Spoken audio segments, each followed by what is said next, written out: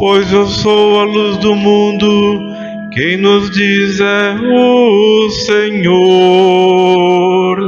E vai ter a luz da vida, quem se faz meu seguidor. Louvor a vós, ó Cristo, Rei da eterna glória. Louvor a vós, ó Cristo, Rei da eterna glória.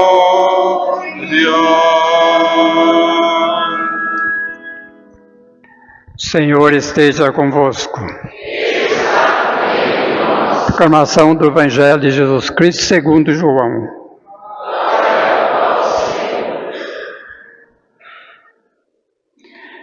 Naquele tempo, ao passar, Jesus viu um homem cego de nascença. E os discípulos perguntaram a Jesus: Mestre, quem pecou para que ele nascesse cego? É ele ou seus pais?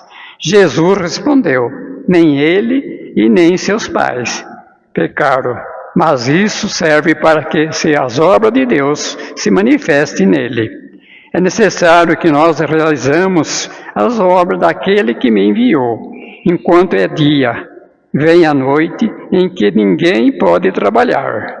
Enquanto isto, o mundo e eu sou a luz do mundo.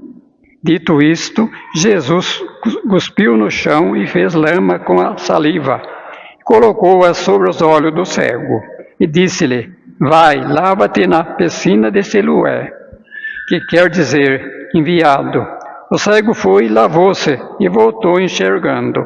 Os vizinhos, os que costumavam ver o cego, pois ele é o mendigo que dizia: Não é aquele que fica pedindo esmola? Uns diziam: Sim, é ele.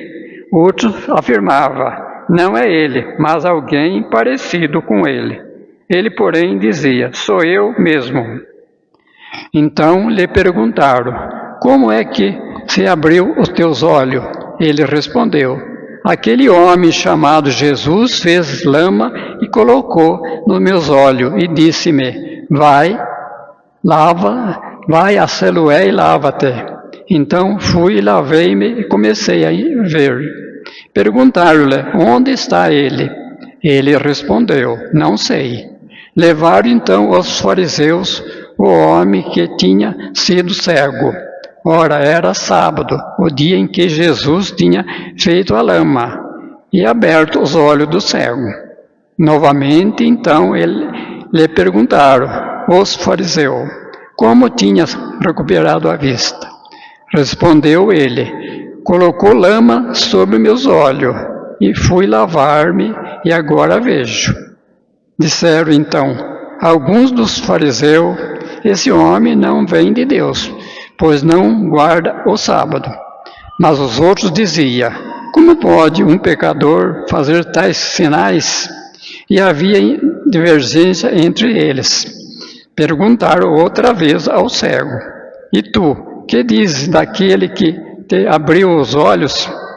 Respondeu: É um profeta. Então os judeus não acreditaram que ele tinha nascido cego, que tinha recuperado a vista. Chamaram os pais dele e perguntaram-lhes: Este é o vosso filho que dizeis ter nascido cego?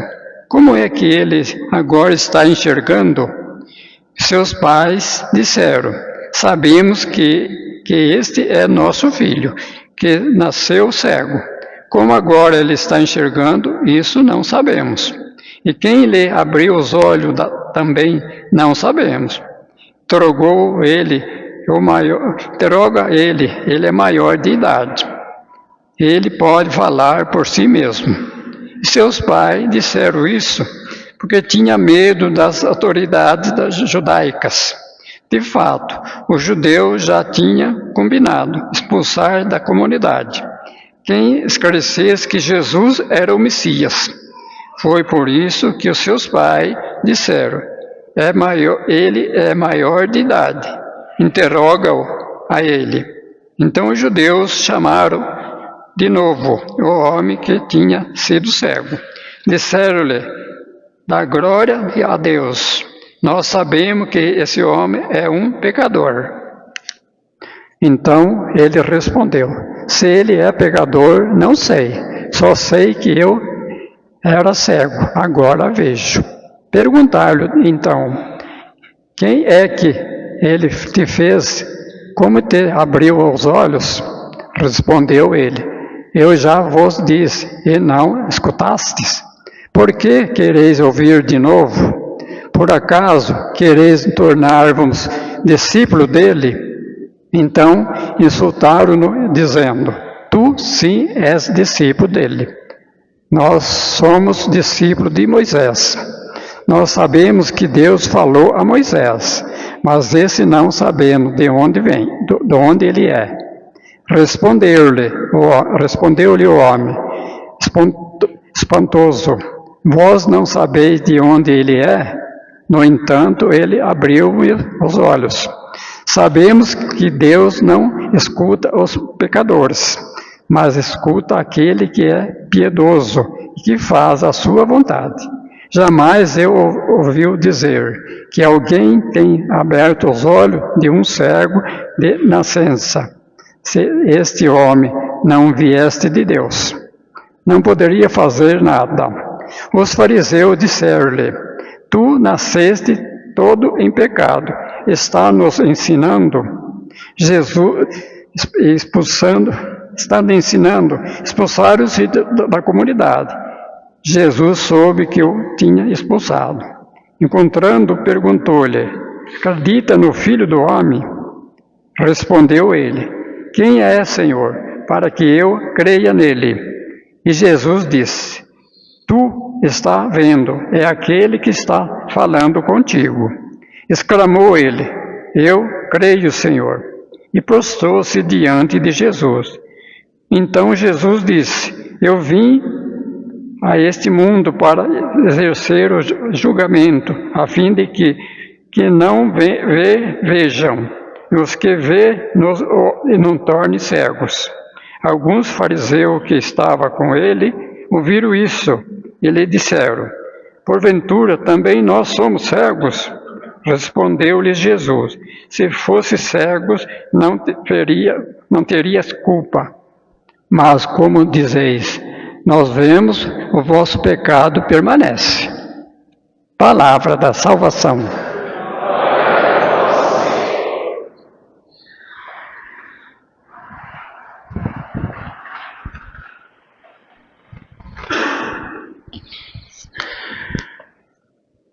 Meus caros irmãos e irmãs, neste quarto domingo da Quaresma, nós ouvimos este trecho do Evangelho de São João, este episódio em que Jesus cura o cego de nascença. Este homem que, desde que veio ao mundo, não viu a luz. Ao contrário daqueles cegos que assim o ficaram durante a vida, que têm alguma noção de espaço, das coisas, o cego de nascença nunca viu nada. E então, diante dele, aqueles discípulos que acompanhavam nosso Senhor ainda perguntam: mestre, quem pecou para que ele nascesse cego, ele ou seus pais? Ao que Jesus responde: nem ele nem seus pais, mas a enfermidade, e isto serve para que as obras de Deus se manifestem nele. E ali então nosso Senhor passa a realizar as obras de Deus. Nosso Senhor cura aquele cego de sua cegueira. Primeiro, nosso Senhor faz lama com sua própria saliva, e isso já nos faz recordar o próprio livro do Gênesis, da nossa criação, quando o Senhor forma o homem do barro da terra. E neste sinal da saliva, também nós podemos lembrar aquele sopro de vida que o Senhor Deus insuflava sobre aquele homem formado do pó da terra, e ali ele passava a ser um ser vivente. Deste modo, nosso Senhor se coloca como aquele que é o novo Criador, aquele que tem poder para realizar uma nova criação. E esta nova criação sinalizada na figura então daqueles que passam a enxergar uma nova realidade. De cegos, de pessoas que vivem em meio às trevas, todo aquele que se aproxima de Jesus passa, portanto, a enxergar. É esta imagem, portanto, da fé. No início da igreja, a fé era chamada de iluminação, porque exatamente a fé nos faz ver as coisas de um modo mais amplo, mais alargado. Já não vemos mais a partir de nós mesmos, a partir de nossos critérios, a partir do nosso egoísmo, quem sabe, mas vemos a partir da verdadeira realidade, isto é, vemos com os olhos de Deus. E esta cura, realizada miraculosamente, gera, aliás, antes ainda, nosso Senhor manda que aquele cego vá se lavar na piscina de Siloé. E São João Evangelista faz questão de ressaltar que Siloé significa enviado. Portanto, ele deveria se lavar na piscina do enviado, que nos faz também recordar a piscina batismal, a verdadeira piscina do Cristo Jesus, do enviado do Pai. Portanto, aquele que ouve a palavra de Jesus, aquele que a obedece, aquele que passa pelo banho batismal, se torna uma nova criatura. Se torna, portanto, um novo homem, uma nova mulher, que já não mais enxerga as coisas por si mesmo, mas a partir de Cristo Jesus. Aquele homem foi transformado. Todos sabiam que ele era cego e de uma hora para outra ele passa a enxergar. E isto certamente gera uma série de questionamentos àqueles que lhe acompanhavam, que o conheciam.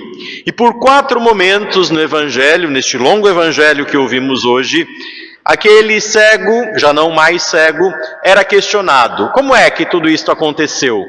Nós o conhecemos a vida toda cego.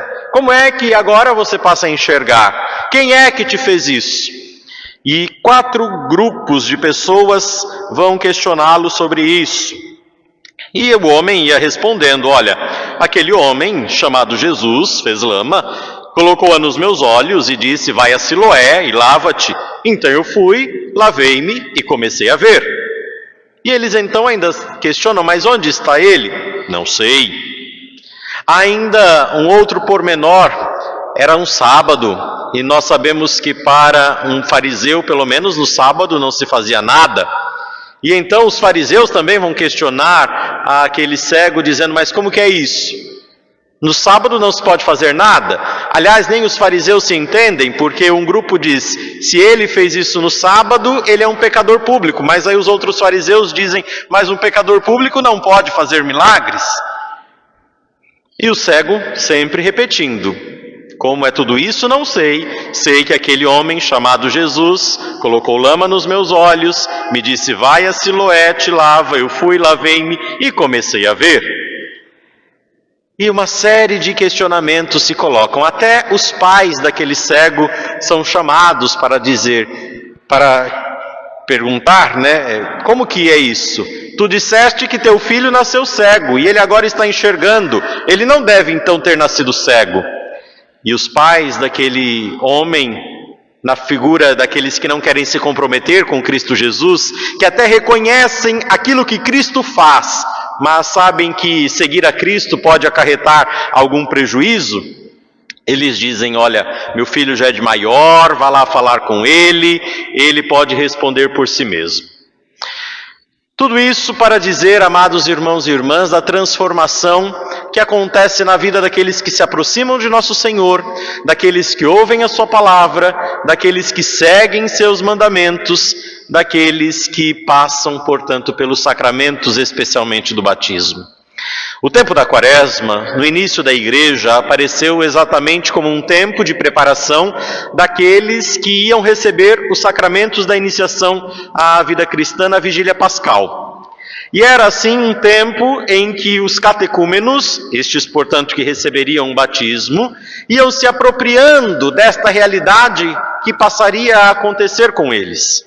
De cegos que eram, de pessoas que viviam em meio às trevas, eles passariam a ser iluminados pelo Senhor.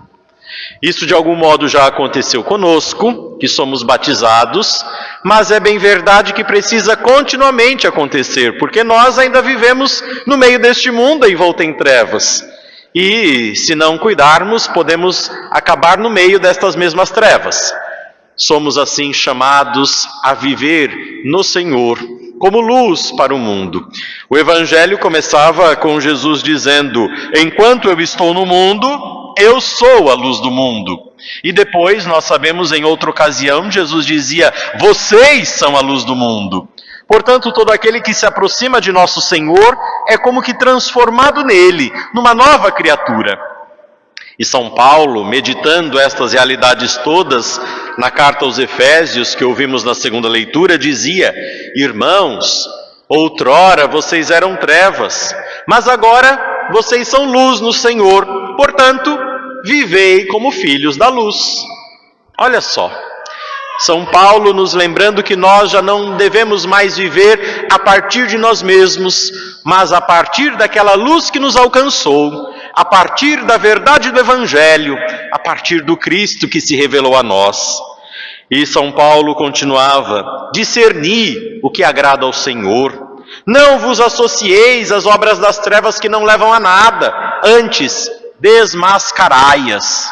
Ou seja, para um cristão, não basta ser tocado pela luz do Senhor, não basta passar a enxergar, mas agora é preciso desmascarar as obras das trevas, ou seja, é preciso levar esta luz que nos tocou a tantas outras realidades, a tantas outras pessoas, para que o mundo seja transformado cada vez mais em reino de Deus, aquele mesmo reino que o Senhor veio nos trazer.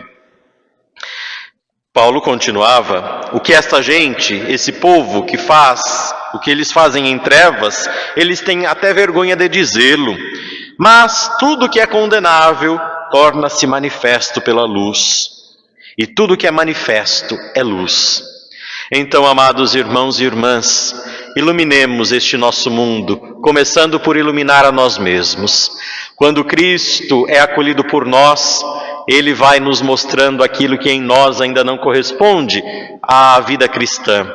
Coisa que nem sempre nós gostamos, porque vendo aquilo que não corresponde em nós ao chamado à vida cristã, nós precisamos nos converter, precisamos mudar de vida. E Cristo, por meio do seu Espírito, faz isso. Ele vai mostrando aquilo que em nós ainda é aspereza, ainda é trevas, para que nós tenhamos oportunidade e, por meio de sua graça, capacidade de transformar-nos como Ele espera. Então, continuemos nosso caminho quaresmal, alegrando-nos porque o Senhor se aproxima de nós, Ele vem ao nosso encontro, Ele nos ilumina, Ele nos mostra o caminho da vida. Louvado seja nosso Senhor Jesus Cristo.